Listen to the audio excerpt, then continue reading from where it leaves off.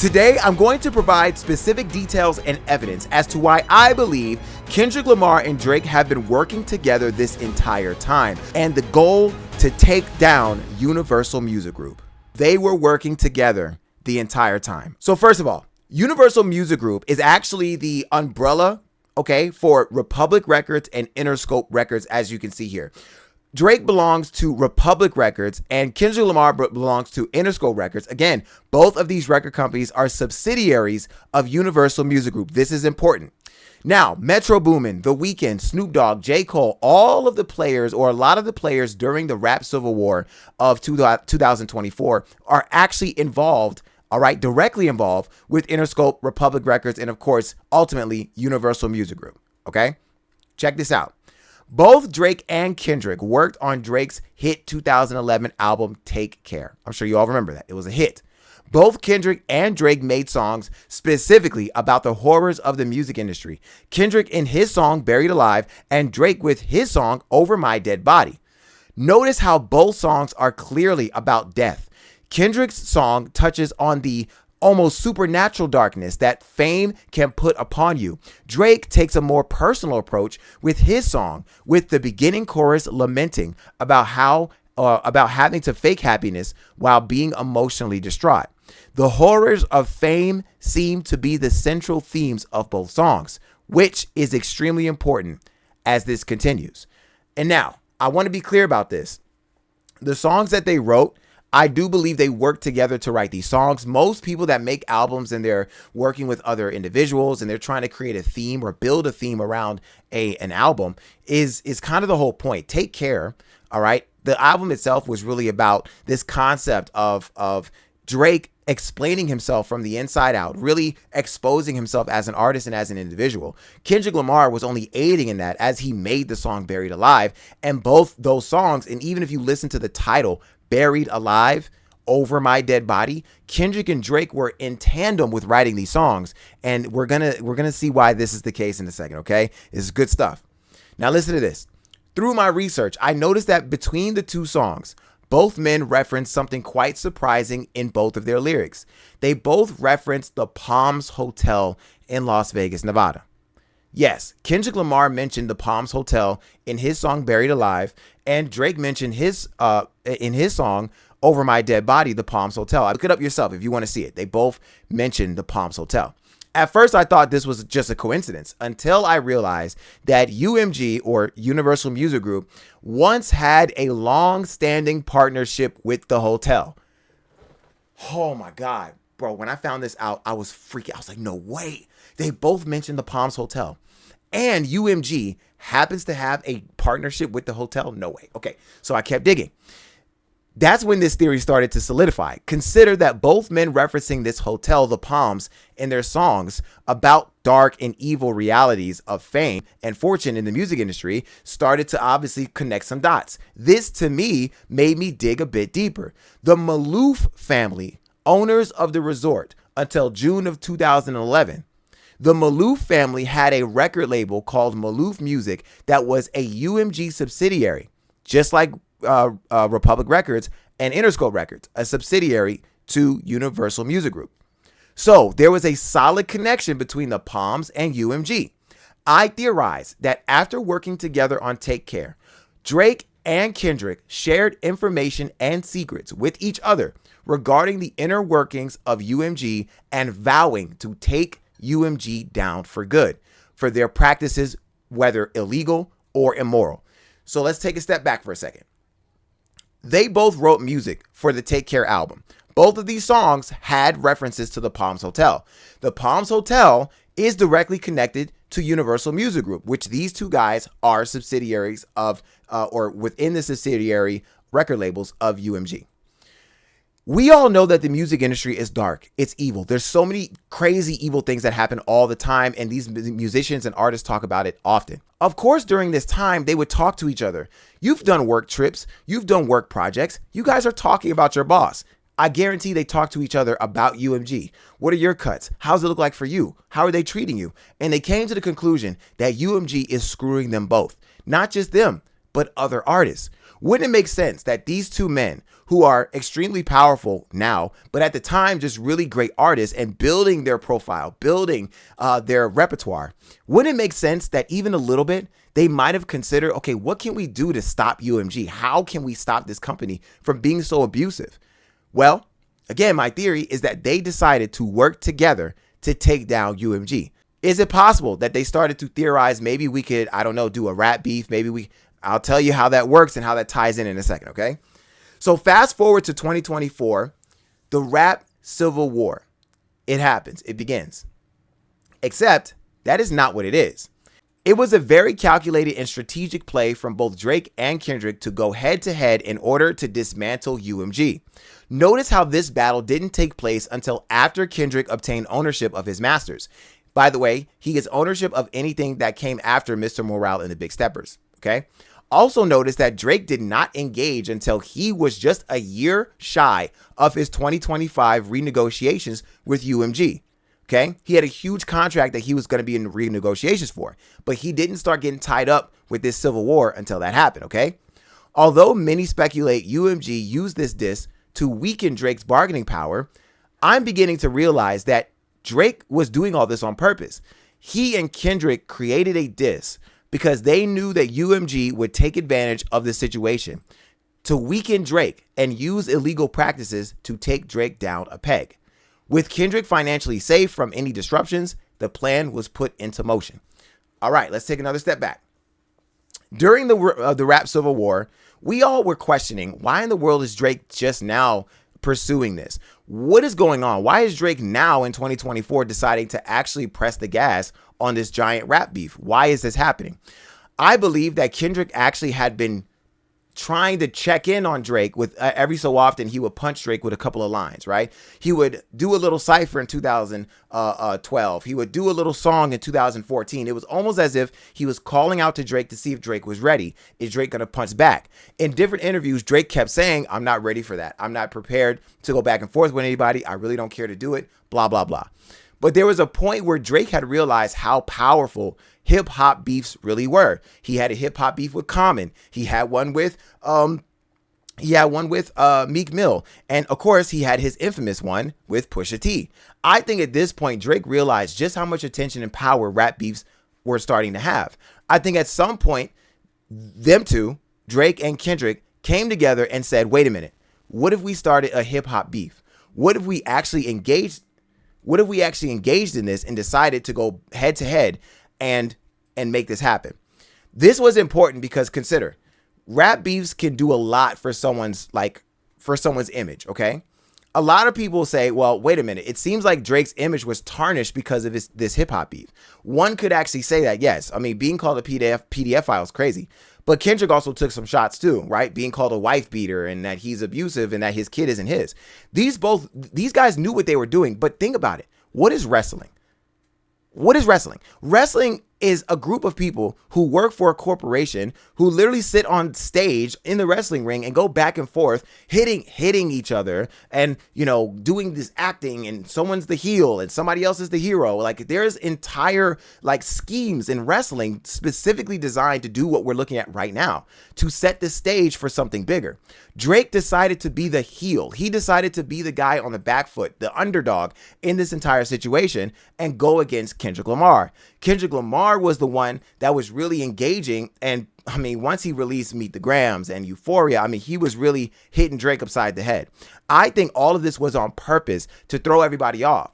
But the larger picture was that Drake knew that UMG was already prepared to kick Drake out. Drake was under the impression that UMG was already in talks of trying to find a way to get rid of him. So Drake thought to himself, well, wait, if I start another rap beef, okay, with somebody who's already in UMG, I'm sure that we can somehow find a way to get UMG to use their resources against me and then ultimately take them to court over it, because it is illegal. There are practices you're not supposed to do or use in the music industry that if Drake were to press the gas on and really end up snitching and telling, he was going to be able to do that in this case. Okay. And that is what happened. All right, watch this.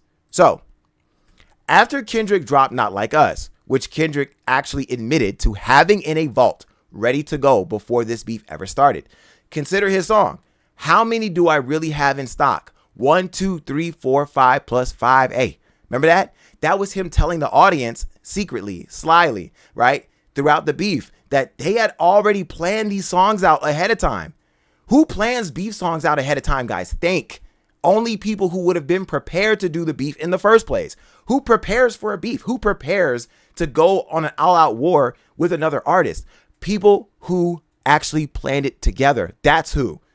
Kendrick Lamar told us in Not Like Us that he was already prepared. Come on, think. Okay, now watch this. He basically went on about his business because UMG would do the rest. UMG artificially boosted the song and leveraged the music industry to destroy Drake, his reputation, and his renegotiation. But Drake was prepared. Now, consider, Drake was called all types of stuff. His team was put into question. Kendrick Lamar was doing all types of stuff that made the audience just made it seem like these two men hated each other, right? That's what we saw from the outside. But you guys have to remember, it's like wrestling. It's like politics. None of this is as it seems, okay? So we know that Kendrick Lamar already told us that he had 1, 2, 3, 4, 5. He had all these songs ready to go. Why? Because they were already prepared to do this rap beef, quote unquote rap beef, years ago. But that's not all. Drake himself was also prepared with his own stuff. And in every rap beef, every song that you listen to, there's subliminals in there about their plans. But we're only going to talk about these two because these are the most important. So Kendrick Lamar gave some subliminals in his song about how many he had in stock, meaning he was already ready for this to go. He already had all these songs written because this rap beef was planned. Drake pointed out what his plans were all the way back in Family Matters. He said the following: "There's nowhere to hide. There's nowhere to hide. You know what I mean. They hired a crisis management team to clean up the fact that you beat on your queen. The picture you painted ain't what it seemed. You're dead." People believe this was about Kendrick Lamar, but I don't think it was. In fact, my good friend at What's the Dirt, awesome YouTuber, I love his work. He actually posted me on his X account. It was great. He pointed out something really awesome. And this really is what set the tone for this whole thing. Drake actually was exposing somebody at UMG. His name is Kojo Azama, a man that aided in the botting of Not Like Us. Coincidentally, Kojo has a company named Nowhere to Hide LLC, located in Los Angeles, California. So wait. And I'm put a screenshot of the evidence here, okay? And what you'll see is the LLC, you'll see the address, the name, all of this connection. The reason why this is astounding is because we're just now realizing that both Kendrick Lamar and Drake were putting subliminals in their rap beefs, letting us know what was actually going on. But none of us were listening. We were so locked into them going back and forth, and Drake called Kendrick a wife beater, and Kendrick called him a PDF file, and oh my gosh, we were not paying attention to the bigger picture. These guys were letting us know they were prepped for this the entire time. I would imagine since maybe even 2011, maybe a little bit later, where these guys sat down and realized that if they were able to create these rap beefs, they were able to put in little subliminals, but at the same time, calling out the people at UMG who were really guilty and who were actually aiding in these illegal practices. That's what they were doing. Drake taking everybody to court was not his way of getting back at Kendrick or anything. Keep in mind, Kendrick Lamar is not actually part of the lawsuit. Who's part of the lawsuit is Universal Music Group, not Kendrick. Keep that in mind. If this were not planned and Drake really hated Kendrick, Drake could just sue Kendrick for defamation, right? But he knew that wasn't the true angle because it's a song, like, Universal Music Group was like, hey, it's just a song, relax. So Drake went directly to the top. In conclusion, check this out. I believe Drake and Kendrick, along with other artists, have been working together this whole time, slowly destroying the Lucian Grange UMG empire. Both men massively benefited from this planned beef. And if you think that's a lie, you're crazy. Keep in mind, Will Smith and Chris Rock also benefited from their little slap debacle that happened at the Oscars. You have to remember that conflict breeds attention. People pay more attention when there's conflict. Drake and Kendrick knew that if they went into a rap beef, they are two of the biggest people right now in the industry. I believe J. Cole backed off because he knew just how hard these two men were about to go and just how detrimental this beef would be. I think J. Cole was in on it too, because remember, J. Cole is also under the subsidiary of UMG. He knows just how bad that company is too, and so does everybody else. But they let Kendrick and Drake take the lead because Kendrick and Drake would benefit the most from it and be able to come out the other side unscathed. Drake, although yes, he was called a PDF file, he's still traveling Europe. He's still making money. That didn't actually destroy Drake. And neither did Kendrick being called a wife beater. None of these allegations destroyed Drake or Kendrick. What these allegations did was just create attention. And they created an instance where UMG would use the opportunity to artificially boost Not Like Us, put Kendrick Lamar on the Grammys. He got 5 Grammys, guys. He's up for an Emmy Award for the Super Bowl. Like, all of this stuff, and Drake and Kendrick knew that the industry wanted to take down Drake. And Kendrick wanted to help to make sure and say, okay, they want to take Drake down, but if we end up giving them an opportunity, we can actually take UMG to court because now we have proof that they are doing all these illegal practices in order to take out Drake. But I want you guys to understand this.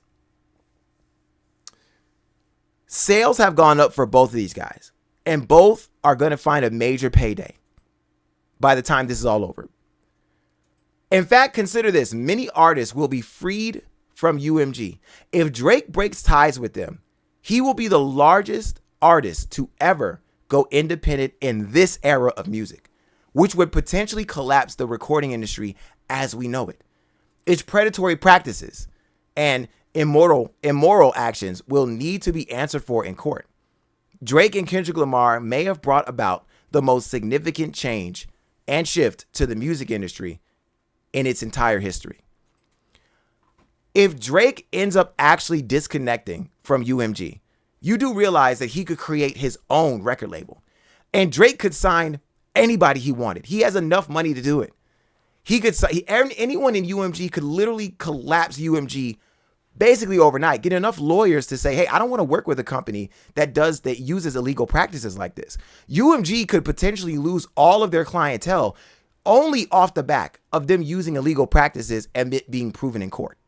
Drake could take their entire caseload and just create a OVO record label and have everybody that was at UMG on his label, and he would be able to do it without issue. This would be mass, guys. I don't think you understand how massive this would be. If this is true, that Kendrick Lamar and Drake work together, this would be insane. Now, I know what you're saying, Daryl. This sounds insane. This theory sounds too far-fetched. This is crazy. But listen, I want to make this point one more time. You've seen wrestling. You've seen politics. You know how Twitch streamers and YouTubers will have these beefs specifically to gain traction and attention for their content. This is no different. Imagine Drake and Kendrick Lamar going at this beef, but knowing that UMG would take advantage of it in order to take out Drake. But Drake was already prepared because he knew what UMG was going to try to do. In his songs, him and Kendrick Lamar was subliminally putting in messages letting people know that this was planned ahead of time. They knew that UMG would take advantage. And they knew that if they could catch UMG doing illegal practices like botting and inflating numbers, they could potentially take UMG down. Drake could initiate a renegotiation that would not only get him more money, but if he sued UMG, he would get even more money than that. If he left UMG, started his own record label, he could literally destroy UMG effectively overnight. Now, it's a little bit more complicated than that, but you guys get what I'm saying. Oh, this theory is crazy. Oh my God. I to this moment, I just can't believe that this is even possible, that these two were working together the whole time. But as I keep thinking about it, there's a possibility, but who knows? It's a theory. This all is a theory, guys.